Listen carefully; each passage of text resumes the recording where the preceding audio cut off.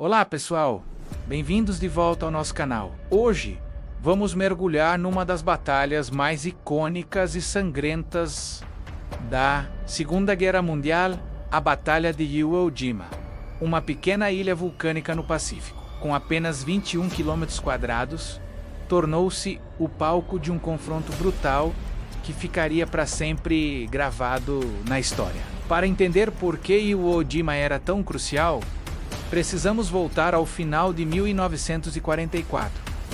As forças aliadas, lideradas pelos Estados Unidos, estavam a avançar implacavelmente pelo Pacífico, ilha por ilha, em direção ao Japão. Os bombardeiros americanos B-29, que partiam das Ilhas Marianas, já conseguiam atingir o território japonês. No entanto, a viagem era longa e perigosa. Muitas aeronaves danificadas não conseguiam regressar à base, e os ataques eram frequentemente interceptados por caças japoneses que descolavam de Iwo Jima, situada a meio caminho entre as Marianas e o Japão, era o local perfeito para uma base aérea avançada. Para os americanos, capturar a ilha significava duas coisas.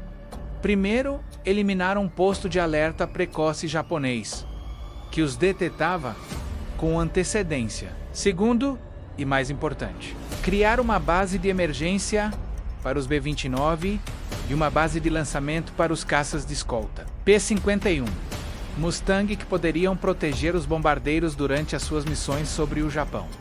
A ilha era, portanto, um objetivo estratégico de valor inestimável. Do lado japonês, a defesa de Iwo Jima foi confiada a um dos seus mais brilhantes generais, Tadamichi Kuribayashi. Ele sabia que uma defesa convencional na praia seria suicida. A superioridade naval e aérea americana esmagaria qualquer resistência na costa. Por isso, Kuribayashi desenvolveu uma estratégia completamente nova e mortal. Ele decidiu transformar a própria ilha numa fortaleza subterrânea. A sua ordem era clara: cada soldado japonês deveria matar 10 americanos antes de morrer. A rendição não era uma opção. Durante meses, os 21 mil defensores japoneses, compostos por soldados do Exército Imperial e da Marinha, escavaram a ilha. Eles construíram uma rede labiríntica de mais de 18 quilômetros de túneis,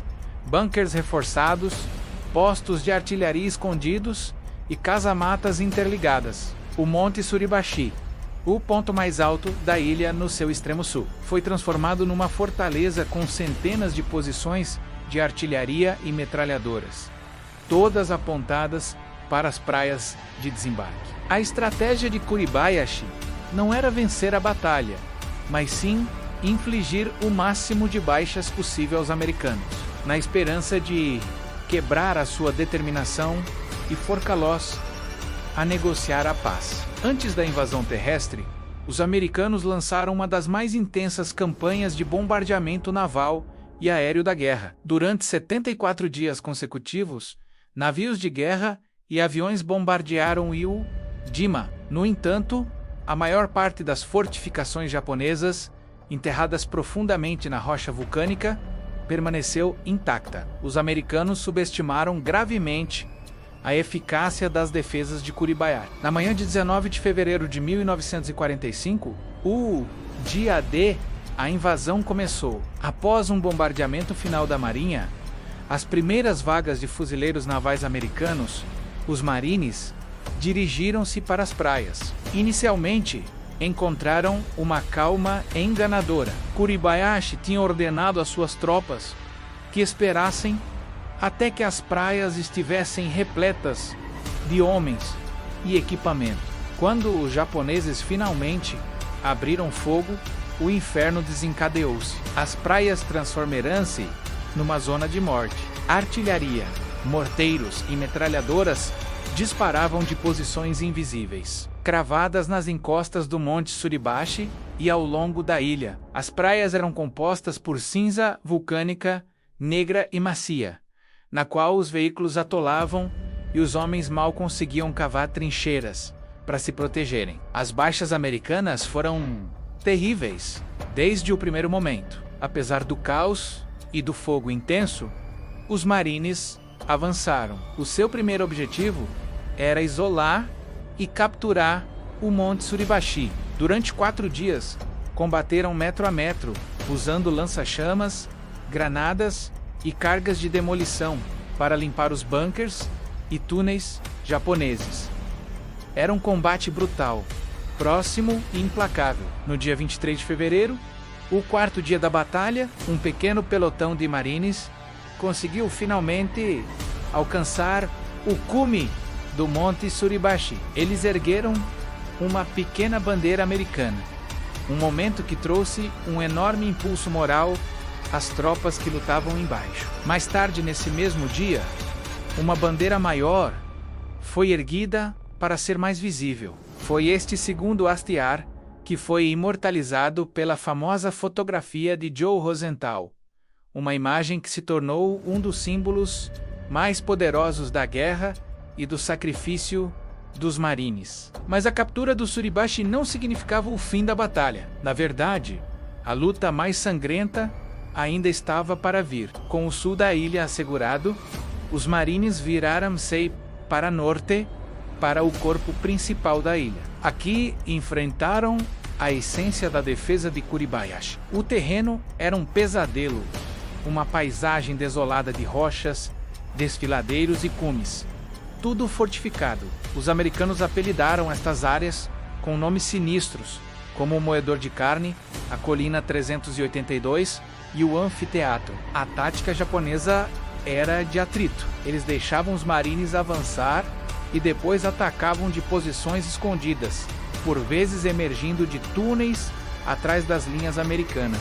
Cada bunker, cada caverna, tinha de ser neutralizado individualmente, num processo lento e perigoso. Os lança-chamas tornaram-se uma arma essencial, pois eram a única forma eficaz de limpar as posições subterrâneas. O combate prolongou-se por semanas. Os fuzileiros exaustos e com as suas unidades dizimadas continuavam a avançar. O custo humano era astronômico. A batalha transformou-se numa luta de pura resistência e coragem de ambos os lados. Os japoneses, seguindo as ordens de Kuribayashi, lutaram até o último homem. Raramente se rendiam, preferindo muitas vezes lançar ataques suicidas, conhecidos como cargas banzai, ou detonar granadas sobre si mesmos quando encurralados. A maior destas cargas ocorreu na noite de 25 de março, semanas depois de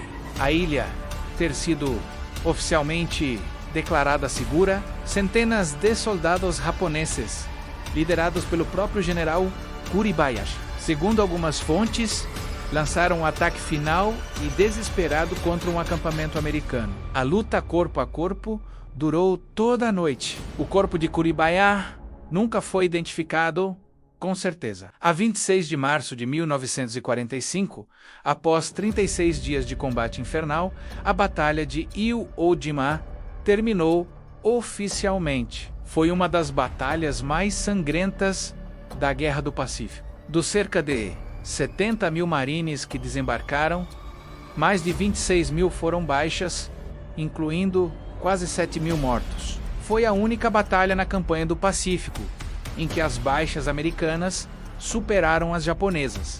Se considerarmos apenas os feridos, dos 21.0 defensores japoneses, estimou-se que quase todos morreram.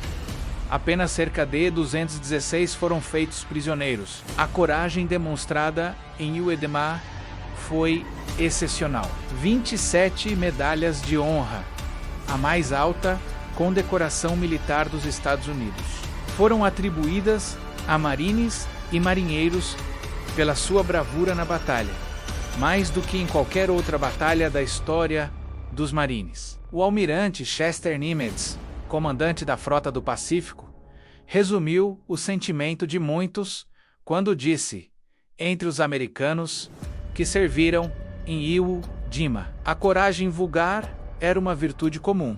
A questão que permanece é: valeu a pena? Estrategicamente, a captura de Iwo Jima provou ser vital. A partir de abril de 1945, os caças P-51 Mustang começaram a escoltar os B-29 a partir de Iwo Jima, reduzindo drasticamente as perdas de bombardeiros.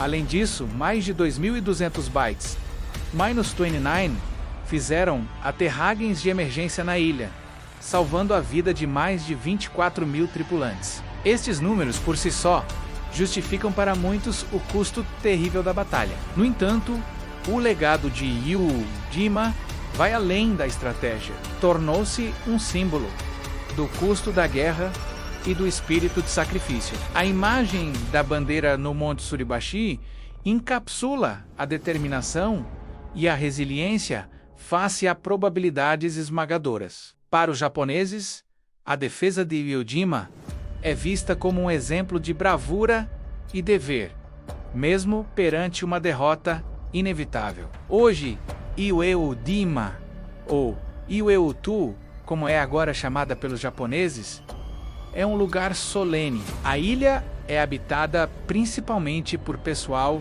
das Forças de Autodefesa do Japão.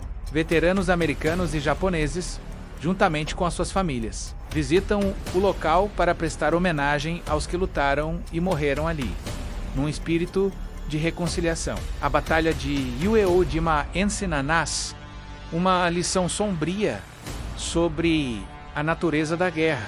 Foi um confronto entre duas nações, onde soldados comuns realizaram atos extraordinários de coragem, muitas vezes pagando o preço máximo. É uma história que precisa de ser contada e lembrada, não para glorificar o conflito, mas para honrar aqueles que lutaram e para compreendermos o verdadeiro custo da liberdade e da paz. Obrigado por nos acompanharem nesta viagem à história. Se gostaram do vídeo, não se esqueçam de deixar um gosto, partilhar e subscrever o canal para mais conteúdos como este. Até a próxima!